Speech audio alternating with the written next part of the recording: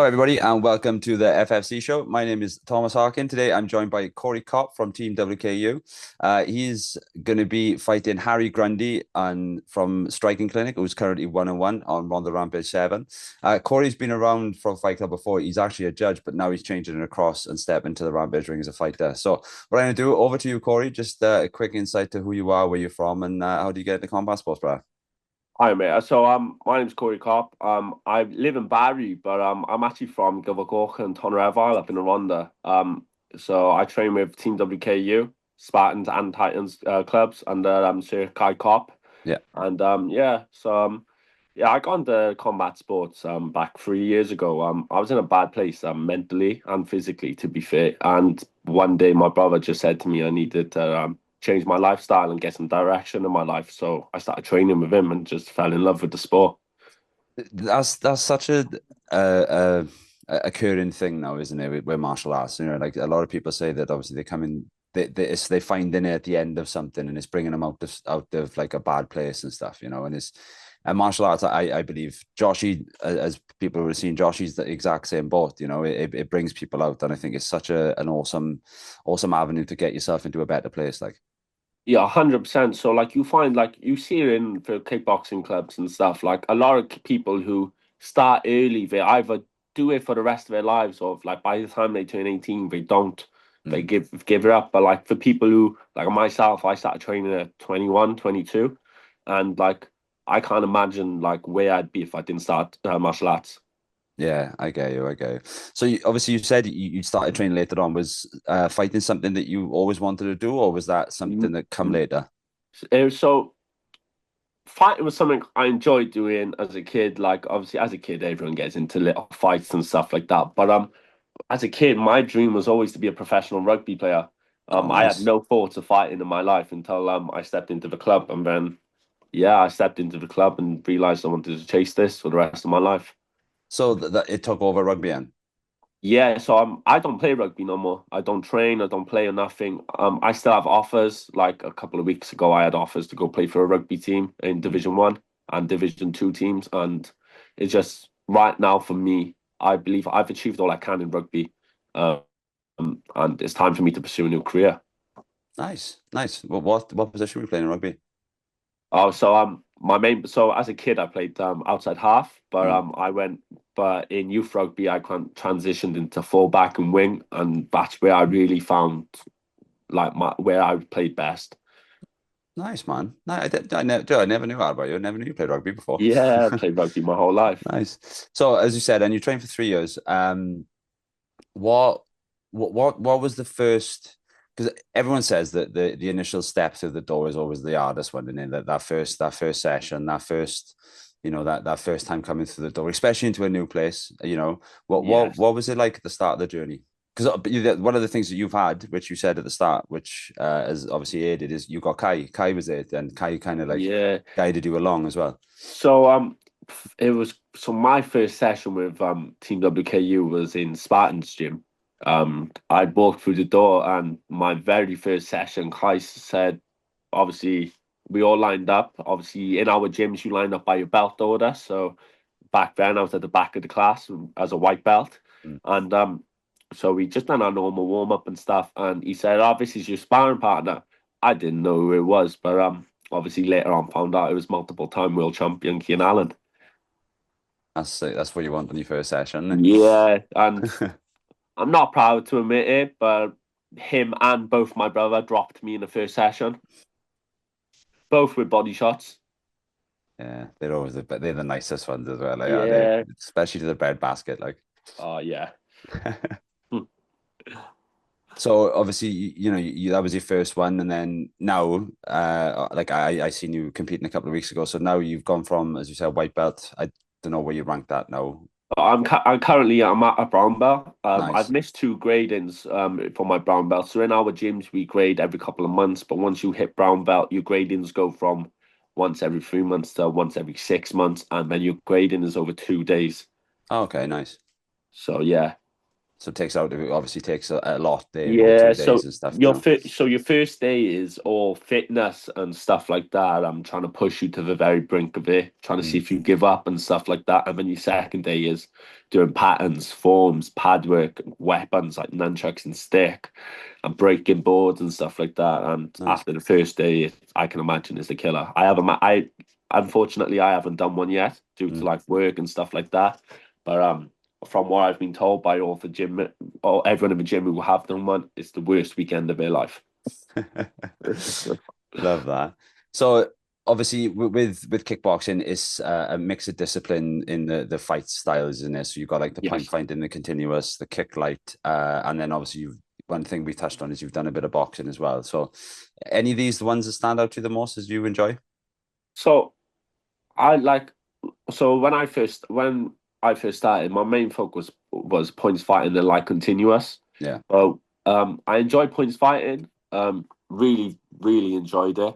Like continuous to me was difficult because back then I didn't have no fitness. I was gassing out in the first 30 seconds of it. It's just constant, like constant. There's no stop start like it is in points fighting, Yeah. and like you learn quite a lot from it. Like points fighting, you learn for distance, for timing and stuff, and countering. Whereas like continuous, you learn how to like fight out of like being pushed backwards. Like you don't just learn how to fight going forwards, you learn how to go backwards too, which is Mm. quite difficult to adapt to. Well, But yeah, that's one of the big things that MVP in the UFC says with the points fighting aspect, isn't it? You know, being able just to pull back into distance when like so easily and being gaining that control. yeah, You know, and he said that's come from the points fighting style as well, which I do think that especially in K1, it can work and it looks really good. You know, because yeah. obviously when things land, especially like you threw a jumping spin kick or a heel kick, wasn't it? I think it was like a couple of weeks ago, and it looks fucking sick. Yeah, You a know, two-touch kick. yeah, it looks Yeah, it's sick. just a side kick to the belly into a head kick. Yeah, Mm. So but seeing yeah, stuff no. like So that is cool, man. yeah, so for like with the points fighting, it's quite weird because you see points fighters go into like continuous kick light and K1, and like yeah, they adapt their style to it and they can do well, but like continuous fighters, net if they don't fight points before, they don't seem to do well in points. So it's like for different styles of it. Like points fighting, you can adapt into other stuff, I believe. On the point fighting, is point like the is this something that you would get taught that others overlook on it? Like you mentioned about distance and countering. Is there anything in particular that you feel that you draw from the points fighting that you can adapt into, you know, obviously like your boxing style and obviously, you know, the continuous style of K1 as well? Definitely, I believe like your footwork is very important in points fighting, like your bounce and stuff like that. Like obviously in K1, people you're quite flat footed and stuff like that. Whereas in points fighting, you're constantly bouncing. Yeah. Ooh, sorry, mate, bouncing on your feet and stuff like that. And if it like for footwork and stuff is it drains you quite a lot and it takes a lot out of your energy. And like the kicking part of it is you find in the points fighting, a lot of the kickers are it's not just low, low, low. It's they're kicking well above your head, and it's quite scary. Mm, So especially when you see someone who's like 6'7" and like 90 kilos and kicking his leg up like it's nothing. yeah. Does competing across the different formats help then? You know, like being able to, because it's with the mat competitions and the tournaments and stuff, you'll do like 3 or 4 different formats in the day, wouldn't you? You'd mix it up Yeah, and stuff. So does that help with, you know, obviously judging where your cardio is and judging what, you know, like where you're training. So yeah. as I was saying, so what's it like with being able to fight across the different disciplines and the different formats through the day as well? How does that feel? It's draining, like because a lot of the time, you'll fight like points fighting, you'll fight early on in the day. Mm, And then like your light continuous could be later on, and then your kick light could be even later again, or it could be the other way around. So like you're adapting constantly. And the thing is, fighting across all these different disciplines and styles is you fight a lot of different styles and a lot of different fighters. yeah. Like in each like you fight in a category, and in each category it could be like 6 or 7 people in that one category. and then you fight each like every different one and stuff, and then it's just and then the finals could be 2 rounds. It's very draining, and like you don't Yeah. have much time to recover, and you got to adapt to every single person. Yeah, and then you adapt to every single person. Then obviously it's the fact that you're warming up and then you cooling back down, then you're warming up again, then you kind of like cooling back down and stuff. So, it is it is a bit of a difference, and I think that unless you've done it, you wouldn't be able to judge on that difference, because I've never been in a part of the mat stuff, and like it was my first time seeing when I come to work for your brother with the team WKU. That was Yeah, my first time seeing it, and it is tough, man. You can see how like, and it's a long fucking day as well in that sports center, yeah. like It, it's a especially it's a in long between. day, especially due to the fact like a lot of fighters they'll come to these events and they'll fight their categories and that's it. Mm. Whereas then you got people like myself, Connor Han, who's also fighting on Ronda Rampage, who like we'll referee all day. Yeah. And then we won't have time to actually do a warm up to stretch out. We'll just have to put our kit on and straight away get on the mat and fight. But Um, it does help you. It does help your mentality then, doesn't it? You yeah, know. 100%. Because throughout the day, your adrenaline's constantly running high. Because I can't speak the same for everyone, but when I'm refereeing a fight, Mm. I'm in that fight with them. Like I'm Yeah. watching it, and like I feel like I'm a part of it, and Yeah, it's of just course. takes it out. Because as you said, you're in there, you're there, and the other side is like being the third person. You've got so much responsibility, so you need to be so switched on and so fucking in the fight as well. Because you make a wrong decision, and it could ruin, it could ruin a fight, or it could ruin a fight there, or it could, So like, yeah, I get exactly what you're saying, but that it takes it out to you as well. Yeah, Now, 100%. moving on, so going into your previous experience, you've had one white collar as well that we spoke about. So you took that on a week's notice. Yeah. So tell me the story about that. Then. What happened? How did that come about? So, I've been training. I want to say about 5, 6 months at this point. Yeah, Like training regularly 2, 3 times a week. Like that was regular for me back then. And yeah, so training 2, 3 times a week, and I get a phone call off Sir Caie Copp, and he rings me. He goes, "Hi mate, so I'm refereeing a boxing event next weekend up in like Cloneckley Ways, Carmarthen, something like that." yeah, And he goes, "The promoters at they had a dropout on his fight on his card, and he's wondering if I know anyone who's about 82 kilos who wants to take the fight on a week notice." yeah. And he said he fought with me. I said, "I'll give it a go. Like it is what it is. I'll give it a go." And he said, "Yeah, no worries. I think I'd done one session focused on boxing before it, like focused on footwork, pad work, and stuff like that. And even then, I knew like that was tough. It was Mm. going to be a hard 3 rounds, and like obviously white collar events, 16-ounce gloves with head guards, like so. And yeah, I went up there. Connor actually fought as well. Connor Han, he fought on the same card. Mm. He took it the very same day. Did someone Nice. dropped out on the day he took it? He won his fight. I got mine, which was the last fight of the night, and unfortunately, it didn't go my way. I thought going into the third round we were one apiece in rounds, and obviously the fitness takes on. And yeah, one thing it teaches you massively is like anything to do with the ring is not something you should do short notice. Yeah. You should, unless you're prepared mentally and physically, you need to take that time to do a camp and train for it. Yeah, a lot of people do just take a fight on 6 weeks or do the white like, as much as I'm not stating the white collar stuff, right? But like when people take a fight just 6 weeks, oh, I've done 6 weeks of training and they get in and fucking have a go. It is tough, man. Like a lot of people, Yeah, they don't see how hard it actually is. It's fucking and it drains you mentally as well, doesn't it? yeah, Like 100%. it's tough. It is tough. But like you said, you've done it, you got involved. I was just fucking and as you said, the experiences, you took something from it of that you need to put in the preparation, which is always good as well. It's always good to learn Yeah, from something. 100%. So like this is like something I did want to touch on. Like during my first year of kickboxing in over the mat sport, I didn't really lose.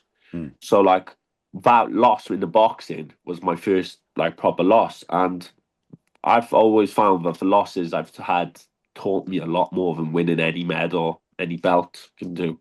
Yeah, yeah. I believe in that as well. Like you learn a lot more from that. Like 100%. you get taken to an uncomfortable position and you have to see what you were capable of doing.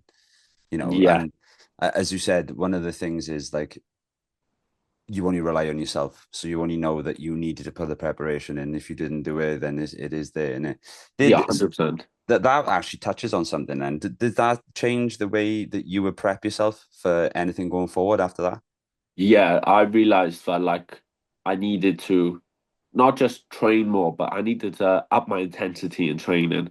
Like obviously, a lot of people in the gym could probably tell you this. When I first started, I was very like lackadaisy, should we say? Like I was Yeah. very like thing. But nowadays, when I train, like I try to be as intense as I can in my training. I try not to slack. Mm. I try and get the most out of every exercise and every drill. And that's not to say like every day's the same. Like everyone has off days where they haven't got the same amount of energy and the same amount of commitment. But like it made me focus more on putting the work in when I am there.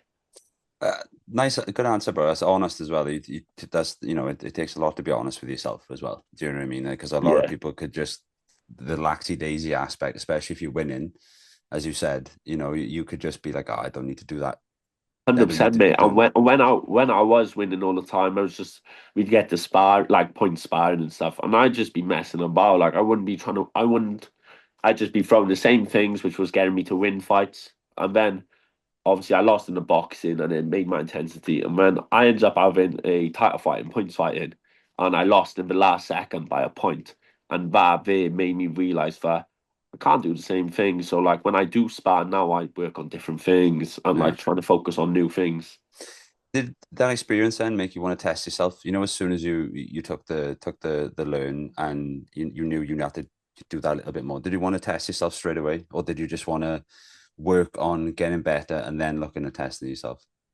I wanted to look at getting better, and honestly, it sounds a bit thing, but I wanted to wait until my brother thought I was ready. Because at the end of the day, a fighter can say they're ready as much as they want, but it's up to the coaches to actually decide whether they're ready or not. And that's one thing I learned was that my instructor, I'm thinking I'm ready, meant more than me thinking I was ready. That's the reason I asked, is because you get a lot of people.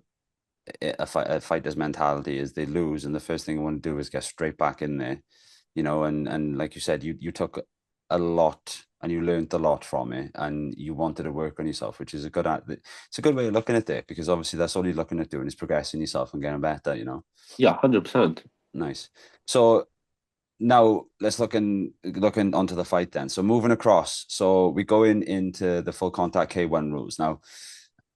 Is there anything really different to what you've done already? I know obviously on the disciplines are kind of different, but like obviously with continuous stuff, you have the minute rounds, and but is there anything that you can feel that you can cross between? So like I think the main difference between like the so going from like mat sport to full contact side of things like is when you're doing light contact, you are like, even though a lot of people are going like trying to go like 80, 90% and all that, you get power warnings and stuff like Yeah. that. But like the main difference for me is going to be differentiating the two. So like going not just slow, like throwing my shots and like with no power, but like fast, but like but also at the same time not throwing every shot as hard as possible, like picking your shots and like making the right decisions and stuff. Like full contact is to me a whole new world, Hmm. and as excited as I am to get into it and try it, it is at the same time it's scary. Hmm. It is a scary old thing to do, and Yeah, yeah, because it is the natural transition from obviously, like I feel, from obviously what you've done already with the your achievements in the mat sports and stuff, especially going across. I think that it's a great transition to see, like I watched you in that open, and I think whoever was recording, whenever you were getting a power warning, I was like shout in the back. I was like, oh, hey, giving it one of them in the background, and yeah. so I didn't really understand the difference between the power aspects. So like for me, I think that this is going to be a great transition. So like especially so people can see the stuff that you're capable of, and I think that what you just said, being scared, not so much scared of it, but it is the butterfly aspect, where you're like, right, fuck, I know that this is going to be a fucking scrap now. This isn't going to be able Yeah, to be like, I'm not going to say that you can stop and start with full contact and stuff, but like obviously fighting K1, there's no power warning. There's no like if your leg starts to get chopped up, you have to check, So yeah, like it's things like that. And I think that's what makes this fight for me as a promoter so exciting, especially knowing you as well and yeah. knowing Striking Clinic, and they're producing some great guys, and with Harry being 1-on-1 as well. So I think that the two of you are going to bring, and I think it's going to be a really good fight, even though on paper the two of you have got Harry's got two fights, and you obviously making your debut. I think with the experience you both bring, I think it's going to be a good stand-up fight for the crowd. Like, I think personally for me, like I wanted to touch on this. I think it's a brilliant debut fight for me, like because it's not just a debut versus another debut. This is a guy with experience in the ring coming up against with someone with a lot of mat experience, and like for me, that it makes me have to work harder than I already am. yeah, yeah. No, and on that is one of the things with Striking Clinic is when they come down, and we had Jed Thornburn fight in the last one. We know they come to fight. Like you were part Yeah, of the ref and team on that. that was a quality fight as well. Like Yeah, that's one thing. Like obviously, I've judged a lot of striking clinics fights and stuff like that when they're coming down. mm, And I know when they come down, they're coming for a war. They're not coming for an easy thing. They're coming for a war. yeah, yeah. And I think that's what makes it exciting. What 100%. was is there anything like what's the biggest unknown for you going into this one? Oh, biggest unknown. So obviously, with the match sport, it's completely different. You go onto your fight, there's like 6, 7 matches going on fighting. So like for me, I think the biggest unknown is going to be all eyes on me. Mm, Like good answer. when you're doing your walkout and stuff, and like it's the focus on trying. Oh, sorry, oh, bloody acid. Um, so like the biggest unknown for me is going to definitely be like trying to keep that adrenaline in check, because a lot of people don't realize it, but when your adrenaline pumps way too early, it drains your gas. Like you start losing energy and stuff, and then you don't want to run out of adrenaline mid fight. And so, like, trying to keep that in check, and also like the weight is going to be nerve wracking, like waiting for your fight and stuff like that. I've never had to do that, like sit in a room and wait for a fight. I'd be refereeing, I'd be coaching and stuff like that. Yeah. So yeah, And to add to that as well is you've made the walk already with Harley. So yeah, you have done that, but then you were in the corner. So obviously this is going to be, I think what you just said about all eyes on you, I think it was a very good answer. And it's not your first time in the welfare as well. So you know how it feels, the energy feels and stuff, yeah. because it is when you look up, like I corner obviously from cornering, when you look up from that ring, it's electric. Like when that balcony is, the lights are flashing, the noise, it's the atmosphere is crazy. And as you said, all eyes on you. I think that's a really good answer. And then, so with that, then that's the biggest unknown. Do you expect the pace to feel a little bit different? Actually, no. Do you know what? I'm gonna ask you first. One of the things that I feel that is going to be a little bit different is obviously with this you have to wear the shin and instep guards, and you're Yeah. wearing the 10 ounce gloves. Is the equipment change going to be something that you're going to, and there's no head guard, so is the equipment change going to be something that you're going to recognize or feel, if you know what I'm So trying to say? I've been training in shinning in steps for a while now, There we go then. like in trainings and stuff. And like when I fight in 10 ounce gloves anyway in the match sports, like in the, like continuous boxing and stuff. And honestly, for no head guard to me is a relief, mate. Yeah, they move like Like, fuck, don't they? yeah, as like they move like hell, and like all your sweat is stuck inside them, and it's just then all the sweat stripping down your face. For me, it's a relief not having Yeah, to wait about when I fight. At the same time, I think being kicked in the instep is going to feel a lot different than like kicking something, because obviously I've trained with them on, but I haven't really been kicked with them properly. Like obviously we'll be going into that now in training and stuff yeah, like yeah. that. But yeah, That was the answer to my next question. Like that's one of the things that we would do as well. Like like you start being 6 weeks out and you start drilling a little bit more with those, because they don't. everyone still thinks, oh yeah, you're wearing shin pads. They're fucking not. It's It's very little to them. that much Yeah, foam over your shin, and the only reason you're wearing that, and you have some people, like, and some gyms, you're not going to call them out, but you have some gyms who turn up and those shin pads that fighter's been wearing have been worn by 300 fighters prior with 200 fights experience. So the foam has gone from this to this, and it just been held on by masking tape. It's it's and just fluff on his shin. yeah, so it does, and the thing is as well, like you said, it is a bit of a change, but again, I think that's what makes it really another really exciting fight. It's one of those ones. Um, One of the other things then, so that you've taken, because you said about the boxing in the 10-ounce gloves and all that type of stuff, like, do you feel that you're going to be able to take all disciplines and use them all to your advantage when you make your debut?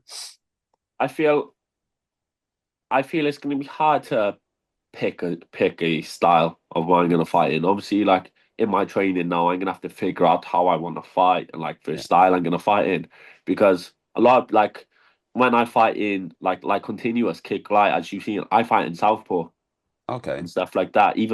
And so it's, but I switch stance a lot. Then like some fights I'll be southpaw, some fights I'll fight orthodox because Mm. I can't decide which stance is my favorite stance.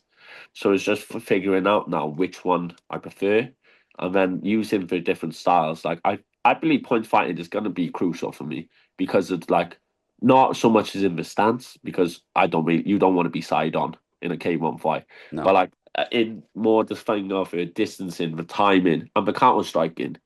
But then the kick light and the light continuous is going to help massively, like with the fitness and the drilling and stuff like that. One of the things you touched on is the distance, and yourself from judging, like, it's a small ring, Yeah, yeah. So it's like we don't have a big ring, and we don't have a big ring on purpose. So having that small ring, and being able to use your timing and just using those half steps and those little turns, I look forward to it. So talking about the ring and stuff, so you have judged on the Rampage before. yeah. Um, does judging teach you anything new, or does judging teach you anything different about competing yourself, or do you take So anything from it? yeah, so like when you judge, like it's so like there was a fight back on like Ronda Rampage 3 or 4, I believe, Hmm. where I was judging the fight, and like I was watching it, the fight, like scoring it and stuff, and I seen a few combos which I quite liked, and so like you sort of like when you're judging, you sort of take away different stuff which you like and Yeah, stuff like which you might do as a coach as well and stuff, but like for judging wise of it, like you sort of know what the judges are looking for. yeah. Like if you've only fought before, you sort of figure out with more experience, more experience. But to go into my debut fight, sort of knowing what the judges are going to be looking for and like how to score best is going to obviously only help myself. Hmm. So when you are judging, what are you looking for then that the fans might miss on the outside, or somebody might miss on the outside? So obviously, it's like obviously for on the Rampage, I've judged every discipline. I've done Muay Thai, I've done the K1, I've done the boxing, hybrid boxing. So like in the K1, you're looking for like a lot of different things. It's not like you see like a lot of fighters. Like I had a guy on one of the Rampage saying to me that I was corrupt. Mind you, it was 3 judges because he believed that his fight had won. I said, mate, your fighter fought a lot, thrown a lot of shots, but not none of them landed Hmm. really. Like when you're in K1, you gotta mix it up. If you're just boxing, you're not gonna win a round. But if you're just kicking, it's the same bit. But like you gotta use all your weapons. Yeah, You gotta use that knee, the leg kick, the body kick, punching and stuff. And also a lot of times they'll miss the ring movement as well. yeah. You can't win a fight by just going backwards. That Like you again, got true. Do you know what we were talking about that? Sorry to cut you off, but we were talking about that yeah, on Sunday. We were talking about Liam. Liam's the other promoter when he was fighting up in Wolverhampton. yeah, He won his K1 bout, like the bout he was fighting. He won by using the mix of disciplines. The boy he was fighting was just trying to box, just trying to yeah, box. Liam was landing striking combinations, finishing with a knee and finishing with a low kick, and Liam won every round. And you can yeah. see, even though like the boxing shots were landing, and they were landing, Yeah, But Liam was still responding and still throwing the knee, the high kick or something extra. So you could see why he was getting the points added, getting the points to him. So that's a very good point that people don't really think about. But you can't, if you're backing up, it looks like you're losing as well. If you're yeah, just backing 100%. up and you're not throwing nothing, it just looks like you're losing. Yeah, if you're just backing up, and also like if you're just covering up all the time, eventually you're gonna have a count. You have to defend yourself at Yeah, all times. You must defend yourself, and defending yourself isn't just blocking. You have yeah, to throw, yeah. You which a do. lot of people miss. Again, that's true, and that's one thing I wanted to say. So you've refed all of our kids' bouts, and is that where you just said about covering up and responding? Does that teach you anything different with the kids? Because they're just, for example, like Teo, like Tornado, he's just a fucking like a bee. He just around the ring, throwing, throwing, throwing. So His footwork is unbelievable. That is one thing I had to say. His footwork is unbelievable with Teo. But yeah, carry on. does that teach you anything about composure and control, like from being able to let them fight, let them get the shots off, and let them work and let them work? Does that teach you anything yourself about your own composure with it and not just over jumping? Like, Yeah, 100%. Like sometimes, like when like you could have someone in the corner and they could just be covering up, but like yeah, you could throw 25 shots and miss 25, not land a single shot. Like sometimes it's about waiting and being patient with your strikes, yeah, and also then using your angles and your footwork and stuff to actually get stuff to land, and also then to like stay away from a counter shot, because if someone's in the corner, 9 times out of 10 there's a big shot coming just to get yourself to back up out of their way. yeah, yeah. So with being an official then, and obviously being one of the judges on the show, is there any external pressures that you're going to be feeling on the night? um I guess so. Like I get like I was thinking about this the other day. Like it's gonna be a bit of an obstacle because obviously a lot of people who have seen me for Ronda Rampages will see me as an official. Mm. So like then them seeing me as a fighter is like a completely different thing. So like it's trying to overcome that obstacle of getting people to not just see me as an official, but to see me as a fighter as well. I think that, that, as you said, I think this fight is the perfect fight for the two of you to come out and show that. 100%. Like I, I do. I'm even though he's more experienced, I feel like in the ring and stuff, like I know his ring, he's gonna use his experience well. Do you get me? Like something like when you've had two fights in a ring, you sort of know what to expect then. Yeah. So yeah, And that's the thing as well. Like, as we touched on the atmosphere and the feeling in Ronda Rampage, like you've been there for example, when Corn fought Josh Owens, you were there when Cornelius fought Brad Couch. So you've been there when these big, massive moments have happened, and you were there, for example, when Jory fought Ash and Jory dislocated his shoulder, and yeah. you were also there for when Jory beat Shaba and won the title. So you've been in and around Ronda Rampage since the start. So like watching these fights, is there anything that you're going to take from these that you're going to be able to learn to handle? I say handle the crowd, but like as you said, all eyes are on you. Is there anything that you're going to take from all of these other fights that you're going to be able to learn from? Yeah, 100%. Like the thing with Corn and Jory and stuff, like when you see them walking out, they're not stressed about nothing. They're enjoying themselves, even when they're in the ring. Like Yeah, Jory's dancing and stuff like that. Cornelius is always smiling when he's fighting. Like one thing you learn from me is that no matter the outcome, you gotta enjoy it. You gotta yes, have fun while you're in that ring. that's a very good answer. That is a very good answer because a lot of people get lost in that. Yeah, 100%. Like if you don't enjoy it, you might end up freezing up like a deer in headlights. Yeah, Like you gotta try and enjoy it. And that's not to say that I'm 100% gonna enjoy it. I might go in there and figure out I hate it. Do you get me? But like at the same time, I might go in there and think that I never want to do anything else again. yeah, and that's normally what happens. Yeah. So let's go back to the gym and as we mentioned, you're training with your brother, who's Caie Copp, who's the head official for On the Rampage. So tell me about Team WKU. What's the gym like? What's the daily training session like?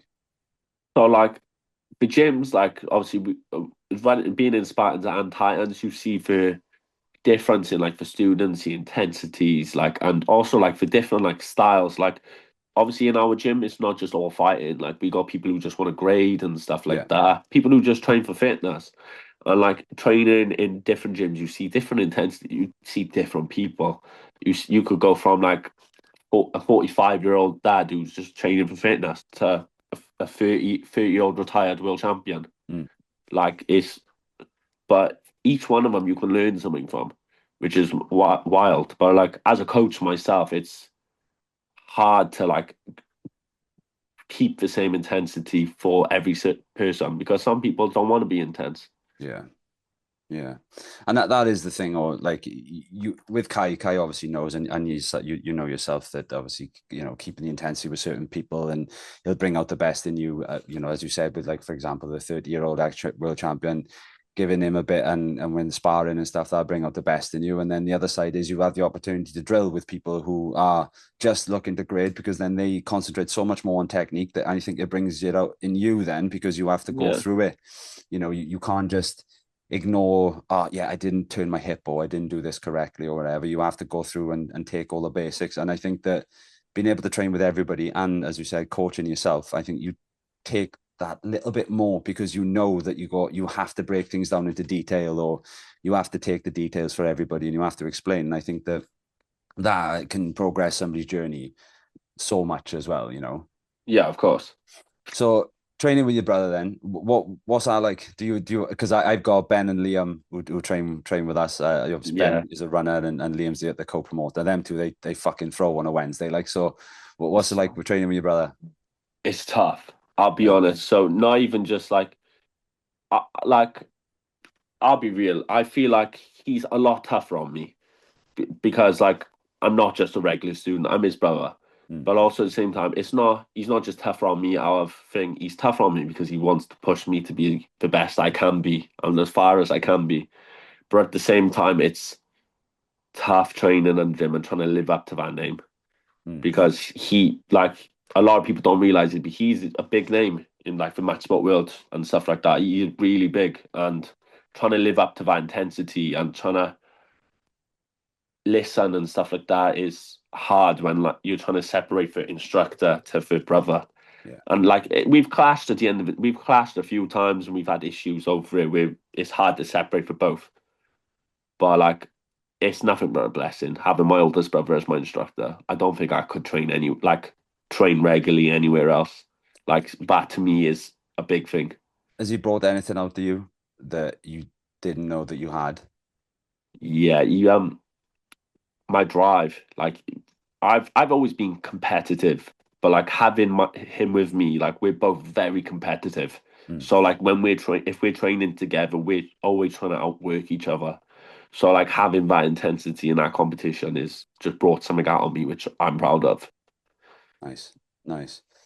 So well, I think we're about 8 weeks out now. So we're about 8 weeks out from the show. So what was the hardest part of the fight so far? Because I know for a fact that, like you said, weighting is already going to be a fucking ball ache. But then the other side is you could do this podcast with me today. You'll train tonight. You'll finish training tomorrow, and then in a blink of an eye, we're a week out. And it happens, isn't it? So, is there anything that that has changed, or that is going to change this camp, or? Yeah, so like me and my brother were laughing about it actually yesterday. Like I've got a bad problem for urgent takeaways. Like that's had to be stopped. Like I'm trying to eat as clean as possible, and that is probably the biggest thing I struggle with. Like I'm happy training 2-3 times, like well twice a day, like 4 or 5 times a week. Like to me that don't bother me. Yeah. But like eating wise, it's a struggle, man. Especially like trying to drop the weight, it's a struggle. Yeah, that is one of those ones, though, isn't it? Yeah. What does Team WKU give you as a fighter? What makes you, happy and confident within your training? And is there anything that, that you concentrate on while down there? Yeah, so like a lot of the times we focus on different things, different days and stuff like that. But like a big thing with WKU is like no matter what you're doing, your stances must be correct.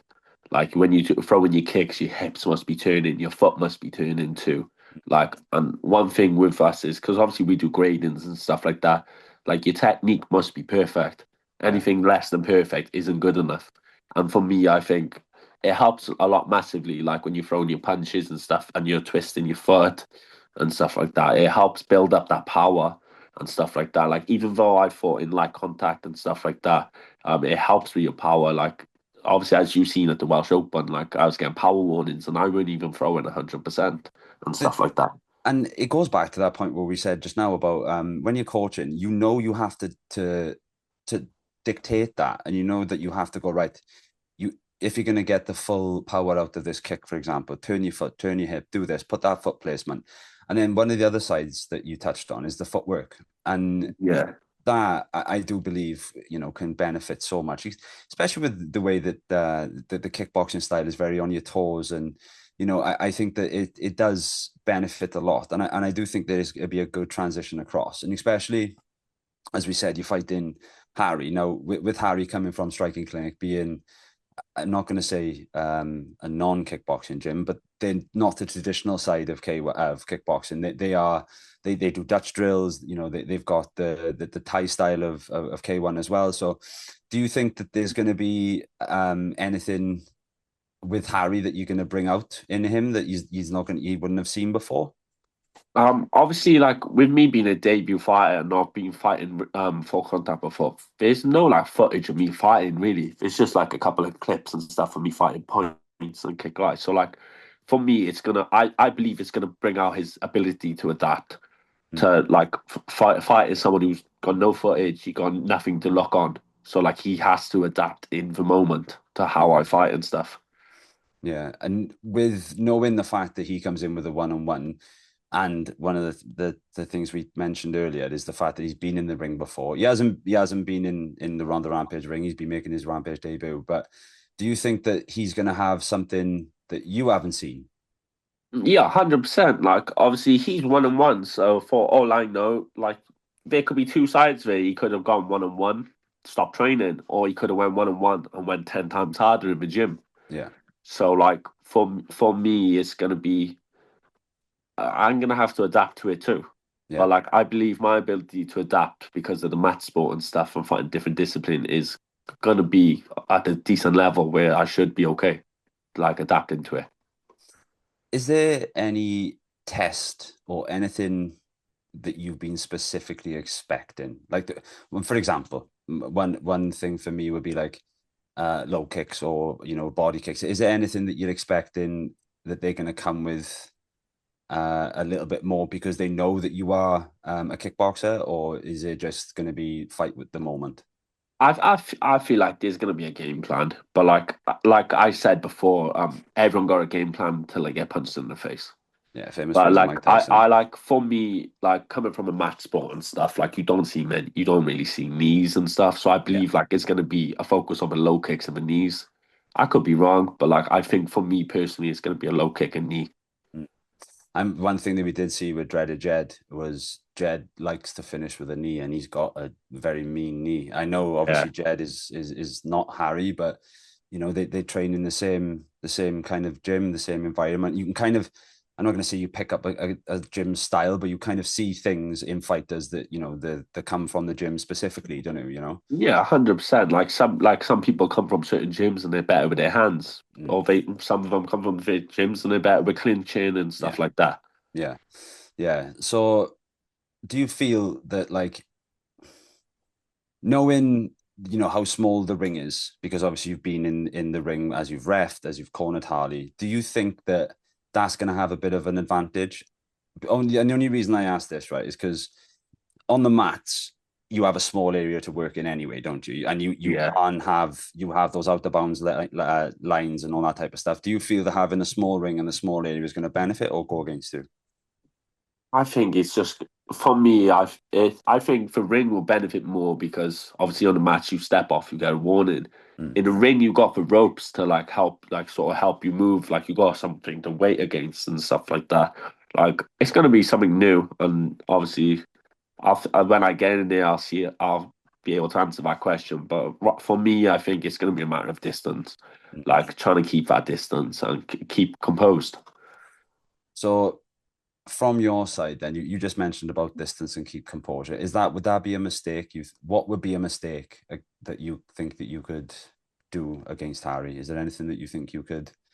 Go for yeah. I'm going all out in the first round. I feel like if I go out there and just try and just try and get straight into a scrap, Mm. like with no game plan, no technique, or like no actual thought of what I'm doing, then I think the experience will show. Like that for me will be a big mistake. Where do you beat Harry Grundy? Do I believe I beat him? Where do you think you beat him? Oh, I think I beat him in the. For me, I believe I'm a much better kicker. So I believe that for me, and like for me, I believe on the outer part with the jab, the cross, the kicks, and the low kicks. I believe that for me is going to be a key point to victory. Are you expecting a? Because obviously we did mention about trying not to go out in the first round, but do you expecting an all out war? Are you expecting something that's going to be a bit more technical? I'm ready for a war. Like I go into every fight, whether it's on a mat or whatever. I go into everything with the expectation of it's going to be a war, and that like I might get hurt. But that's fighting. You don't go swimming and expect not to get wet at Very the end true. of the day. So and that's one of Kai's favorite sayings. But I think no matter what, it's going to be a good show, and whatever he brings, I'm going to have to fight against. Yeah, yeah, and it is exciting. Like I said, it makes it exciting. It makes it exciting for the crowd as well. Like being a local boy, obviously Harry's coming down. You're not going to have a massive following. You are and all that type of stuff, and I think that that's going to bring it out as well. I think that not going to say that it's one of our sayings in the gym with us is you turn up into somebody else's backyard and ruin their weekend. Do you know what I mean? Yeah, That's one of those like things that we all kind of like. Whenever you go away, you kind of like always hope on that. So yeah.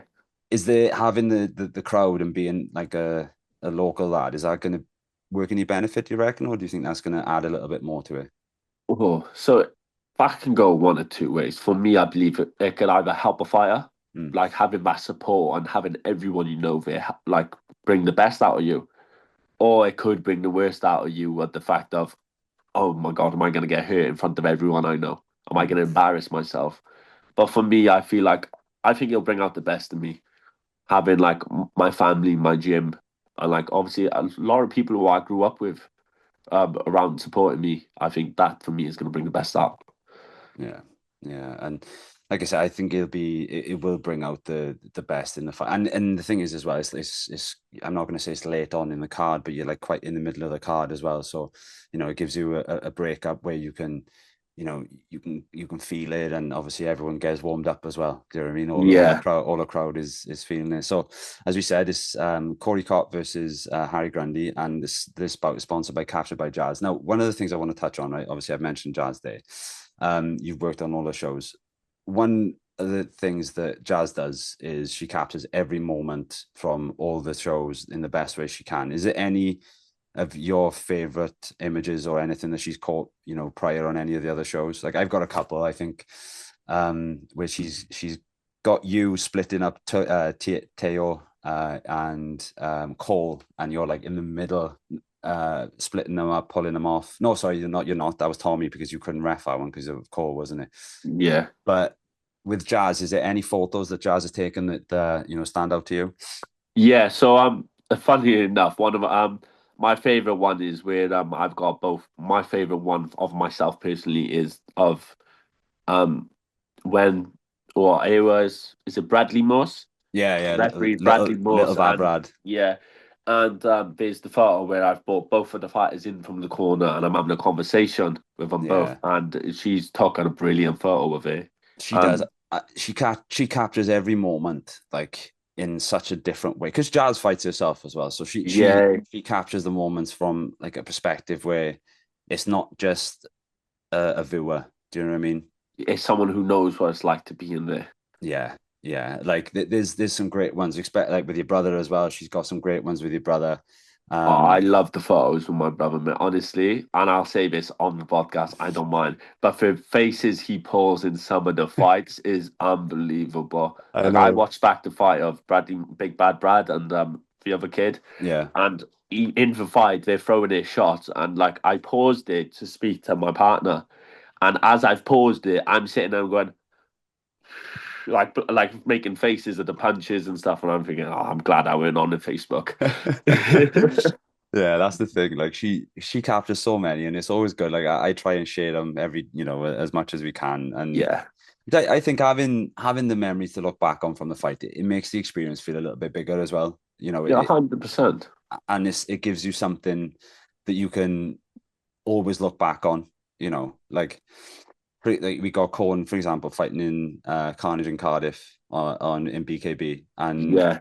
like on the last round of the Rampage, he's standing in the middle of the Rampage ring and he's like doing this, and it's things like that that is iconic. And I think that, yeah, I think that from a fighter's perspective, gives you that little bit more. The big moments, I watched one of Corner's videos the other day of like where he's drilling combinations in his gym, and Mm, then it changes to the videos of him doing it in the ring. Like a yeah, lot of them was in the Rampage ring, yeah, and like stuff like that, like it wouldn't happen without the people videoing the yeah. photographers and stuff like that. No, I know, man. And like I said, Jazz obviously she's sponsoring you about, and I just think that she captures some of the most iconic moments. Like we've even got moments from Ronda Rampage onto the t-shirts. We've got the signature series where like we've got there's one of Joshy standing on the ropes in front of the crowd. We've Yeah, got like there's one of Tommy with his back to us, and there's just things like that. And I think that it does take the fight and it makes the evening for the fighters as well. And I think it does add something else to it. 100%, and it helps build the fighters up a It lot does. more. It does. So back to you in the fight then. What does a good performance look like from Cory Copp? What you tell me what you think a perfect performance from yourself would look like. A perfect performance would ideally be a finish in the first round, but realistically, for me, like my goal is to finish the fight proud of how I fought. I'm not gonna sit here and try and say that I'm gonna win or I'm gonna lose. Like for me, it's my debut fight, and for me, the main focus is on enjoying myself and getting first one over with, and hopefully getting that 1-0 on my record. Now, if the first round gets hard, and obviously as we said, it's a little bit longer in the rounds and all that type of stuff. We've done all the prep. Is there anything that you're going to be telling yourself that you can, just because it's different, isn't it? It's not the same as fighting in the mat and stuff. Is there anything that you're going to be telling yourself to work you well through the fight? Yeah, but more than anything, I deserve this. But I've put all the work in, and I need to show it. I like it. I like it. Now we're getting to the end now, brother. So what can Thanks. the Rampage crowd expect from Cory Copp? What's the result that we can expect to see on the night? Hopefully, a win. I'd love to see a win for myself, and I'd honestly, not just for myself, I'd love to see a win for Saxon and for Conahan. Like for me, for Team WKU to bring back three fighters with a 1-0 record, especially with Harley as well on a 1-0, for me Nice, that would be a big moment for not just us as a fighter, but us as a club. nice. That's some team spirit there, man. I like it. That's good. So before we wrap this up, then, bro, is there anyone you'd like to give a shout out to? And then what's the best place to follow you or find you? Okay, so I like to give a shout out to Spartans Kickboxing, Titans Martial Arts, Team WKU, um, Sir Caie Copp, my chefs, my mother, and my partner, and also everyone in the gym who helps me, Ivan, Conahan, um, Shane, oh everyone, Dan Page, everyone like that. I'd like to give a massive shout out to.